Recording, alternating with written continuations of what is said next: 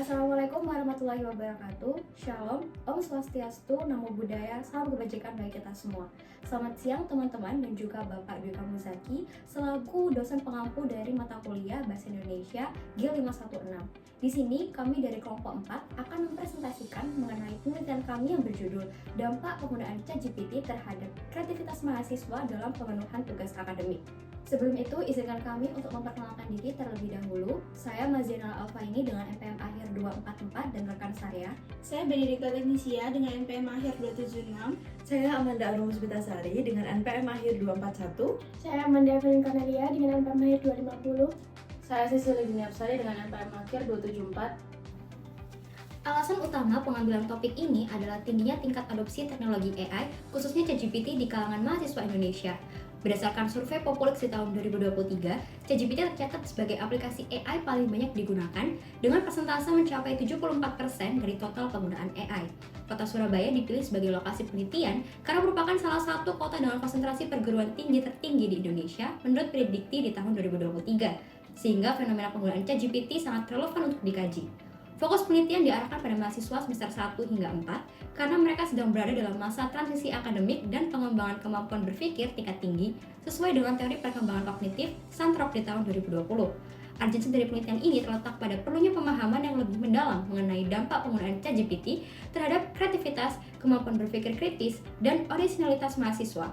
Sebab, meskipun teknologi ini memberikan kemudahan dalam menyelesaikan tugas, beberapa studi menunjukkan bahwa ketergantungan yang berlebihan dapat melemahkan etika akademik dan kreativitas. Oleh karena itu, penelitian ini bertujuan untuk mengetahui sejauh mana penggunaan ChatGPT mempengaruhi kreativitas mahasiswa dalam penulisan tugas akademik, bentuk ketergantungan yang terjadi, serta faktor-faktor yang mendorong mereka menggunakan AI dibandingkan mengembangkan ide secara mandiri.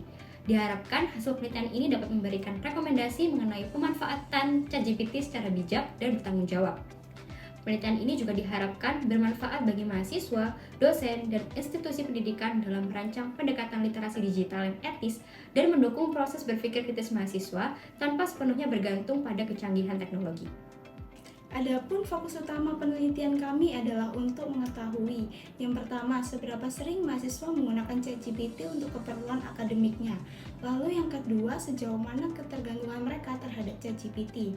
Dan yang terakhir, yaitu apakah penggunaan ChatGPT benar-benar berdampak pada kreativitas mahasiswa termasuk kemampuan berpikir kritis dan orisinalitas ide.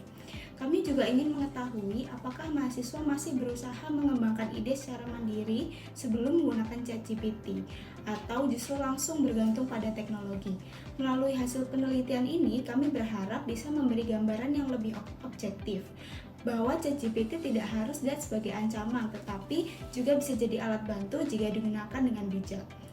Penelitian ini menggunakan metode deskriptif kuantitatif. Kami menyebarkan kuesioner daring kepada 45 mahasiswa dari semester 1 sampai 4 di berbagai perguruan tinggi di Surabaya.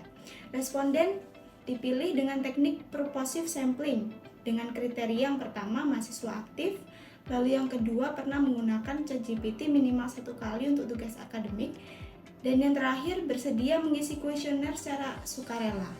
Instrumen penelitian berupa angket tertutup berskala Likert dari 1 sampai 4. Pertanyaan yang kami ajukan mencakup yang pertama frekuensi penggunaan ChatGPT, yang kedua adalah persepsi kemudahan penggunaannya, yang ketiga tingkat ketergantungan, keempat adalah usaha mengembangkan ide sendiri, dan yang terakhir adalah dampaknya terhadap kemampuan berpikir kritis.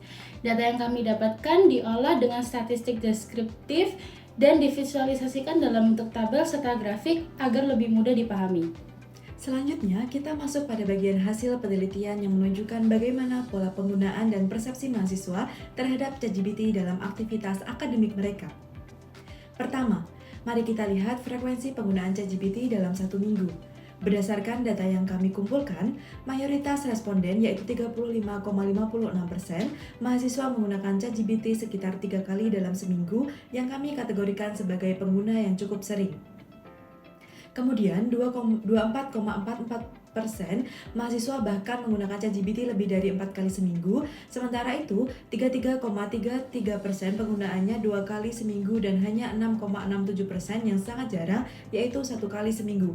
Nilai rata-rata frekuensi penggunaan adalah 2,78, menunjukkan pola penggunaan yang cukup rutin meski tidak terlalu intens. Kedua, mengenai persepsi kemudahan penggunaan. Sebanyak 55,56% responden menyatakan bahwa ChatGPT sangat membantu dalam menyelesaikan tugas akademik, disusul oleh 40% yang merasa cukup terbantu. Menariknya, tidak hanya satu pun responden yang merasa ChatGPT tidak membantu, dan hanya 4,4% yang merasa sangat tidak terbantu. Nilai rata-rata persepsi kemudahan ini adalah 3,31 yang menunjukkan bahwa mahasiswa secara umum memiliki persepsi positif terhadap ChatGPT sebagai alat bantu akademik. Ketiga, mengenai tujuan penggunaan ChatGPT, mayoritas responden menggunakan ChatGPT untuk mencari ide atau inspirasi, yaitu sebanyak 84,4% mahasiswa. Selain itu, 66,7% menggunakannya untuk mencari referensi cepat, seperti jawaban ringkas atau penjelasan singkat. Kemudian, 46,7% menggunakan ChatGPT untuk merangkum materi, dan 40% untuk membantu memahami atau menerjemahkan bacaan. Namun, hanya 22,2% yang menggunakan ChatGPT untuk menulis esai atau artikel secara utuh, dan hanya satu orang yang menggunakannya untuk keperluan pemrograman atau coding. Ini menunjukkan bahwa ChatGPT lebih sering digunakan untuk fungsi eksplorasi awal dan penyederhanaan materi, bukan untuk produksi teks mendalam. Keempat, kami juga mengukur tingkat ketergantungan mahasiswa terhadap ChatGPT. Sebanyak 44,4% merasa cukup tergantung dan 33,3% merasa sangat tergantung. Namun masih ada 11,1% yang merasa sangat tidak tergantung dan sisanya tidak tergantung. Nilai rata-rata berada di angka 2,56 dan menunjukkan tingkat ketergantungan yang sedang. Nah, ini menandakan bahwa meskipun banyak yang menggunakan ChatGPT, tidak semua mahasiswa mengandalkannya secara berlebihan. Kemudian yang kelima, kami juga melihat bagaimana mahasiswa berupaya mengembangkan ide sendiri sebelum menggunakan ChatGPT. Hasilnya sebanyak 46,7% responden menjawab sering, dan 42,2% bahkan selalu berusaha mengembangkan ide terlebih dahulu. Hanya 11,1% yang menjawab kadang-kadang, dan tidak ada yang menjawab tidak pernah. Dengan rata-rata 2,69, data ini menunjukkan bahwa mahasiswa tetap memiliki semangat untuk berpikir mandiri terlebih dahulu sebelum menggunakan teknologi sebagai alat bantu. Dan terakhir, kami menanyakan pendapat mahasiswa tentang dampak penggunaan ChatGPT terhadap kemampuan berpikir kritis. Sebanyak 53,3% mahasiswa tidak setuju bahwa ChatGPT mengganggu kemampuan berpikir kritis mereka. Lalu 35,6% menyatakan setuju, sementara sisanya terbagi antara sangat tidak setuju dan sangat setuju. Rata-rata persepsi berada di angka 2,38, mendekati kategori tidak setuju. Artinya sebagian besar mahasiswa tetap merasa bisa berpikir kritis meskipun menggunakan ChatGPT dan tidak sepenuhnya menggantungkan proses berpikir mereka pada alat ini. Kesimpulannya, ChatGPT digunakan secara aktif oleh mahasiswa untuk menunjang aktivitas akademik, khususnya dalam mencari ide, referensi, dan pemahaman materi. Mahasiswa merasa terbantu namun tidak sepenuhnya tergantung, dan tetap berusaha menjaga kemampuan berpikir kritis serta mengembangkan ide mandiri. Dari hasil penelitian ini, kami menyimpulkan bahwa yang pertama, ChatGPT telah menjadi bagian dari proses belajar mahasiswa, terutama pada tahap awal eksplorasi ide. Yang kedua, mahasiswa merasa terbantu, tapi tetap berusaha menjaga originalitas dan kemampuan berpikir kritis. Dan yang ketiga, penggunaan ChatGPT tidak serta-merta menurunkan kreativitas, tetapi sangat bergantung pada cara dan intensitas penggunaannya. Oleh karena itu, literasi teknologi sangat penting.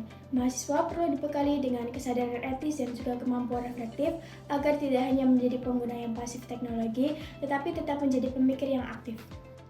Sekian presentasi dari kelompok kami, kurang lebihnya mohon maaf. Wassalamualaikum warahmatullahi wabarakatuh.